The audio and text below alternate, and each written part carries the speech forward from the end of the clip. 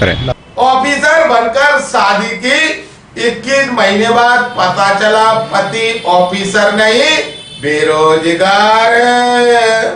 ग्वालियर में एक युवती ने महिला थाना पुलिस से शिकायत कर बताया कि उसकी शादी ग्वालियर के हरिहर नगर निवासी महावीर अवस्थी से 21 अप्रैल 2024 को हुई थी।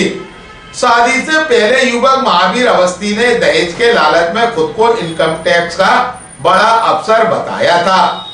दोनों की शादी रीति रिवाज से हुई। युवती के पिता ने शादी में 40 लाख से अधिक खर्च किया।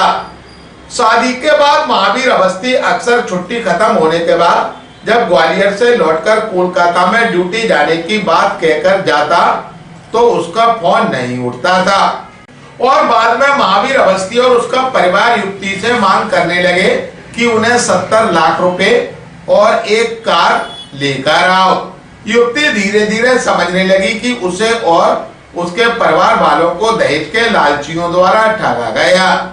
जब उसने धीरे धीरे इनकम टैक्स अफसर की जानकारी जुटाना शुरू की तो पता चला कि वह एक फर्जी इनकम टैक्स अफसर है जिसका वह लगातार दबाव देकर दहेज की मांग कर रहा था।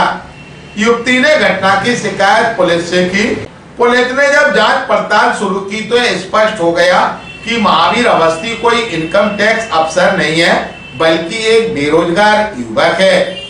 पुलिस ने जांच पड़ताल में भी पाया कि युवक के खिलाफ दिल्ली में भी इसी तरीके की एक और शिकायत दर्ज है। वहां पर भी अफसर बनकर शादी का झांसा देकर पैसे ऐंठने का प्रयास किया था। फिलहाल पुलिस ने फरियादी की शिकायत पर आरोपी पति महावीर अवस्थी, ससुर राधेश्याम अवस्थी, सास सुनीता अवस्थी, देवर विशाल अवस्थी के खिलाफ मामला दर्ज कर लिया। अभी आरोपी पति दिल्ली जेल में बंद है और पुलिस ने अन्य आरोपियों की तलाश शुरू कर दी।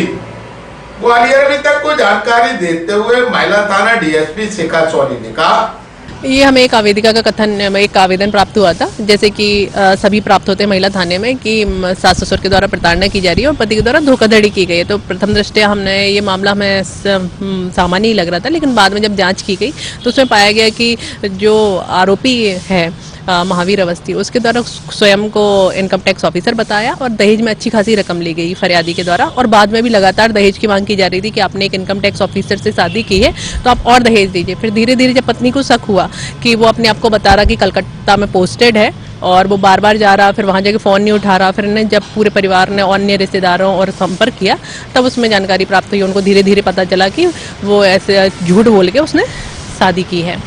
पुलिस ने उसमें धारा 318(4), 319(3) और 351(85) का तहत BNS के तहत कार्रवाई कर पंजीबद्ध किया गया है।